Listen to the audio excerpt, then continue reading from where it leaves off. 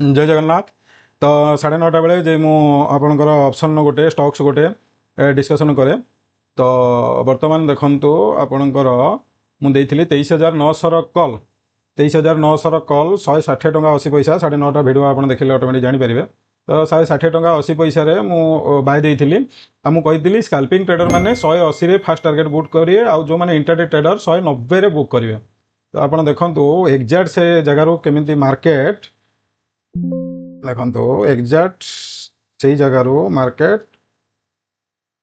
160 टंका 80 पैसा 20 टंका स्टॉप लॉस लो मार 156 टंका 10 पैसा देखो हाई 190 टंका। आमर स्काल्पिंग ट्रेडर का टारगेट होची 180 इंट्राडे ट्रेडर का टारगेट होची 190। तो पूरा लेवल परफेक्ट जो जगह लेवल दिया होची सेटू टच करूची सीधा चलुची हला। तेणु आमर दीटा टारगेट हिट हो गला कंटिन्यूअसली 7 डेज आमर ऑप्शन टारगेट हिट स्टॉक रो टारगेट हिट। तो आम पुणी देखीदेवा आमर ओएनजीसी को देइथिली ओएनजीसी टा भी देखीदेवा कौन पोजिशन अच्छी। तो ओएनजीसी 169 टंका 50 पैसा देइथिली बर्तमान ना 269 टंका 50 पैसा बर्तमान देखंतु 270 टंका 90 पैसा ओएनजीसी भी प्रॉफिट रेट है। तो आमर फास्ट टारगेट होची 275 सेकंड टारगेट होची 276। तो ये भी प्रॉफिट रे अच्छी कॉल भी पूरा माने हेवी प्रॉफिट रे अच्छी। तो पूरा एंजॉय द मार्केट।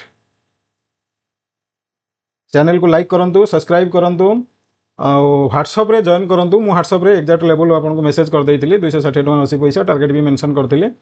तो सेठी आपन को 180 टंका रे 23,900 कॉल आपन को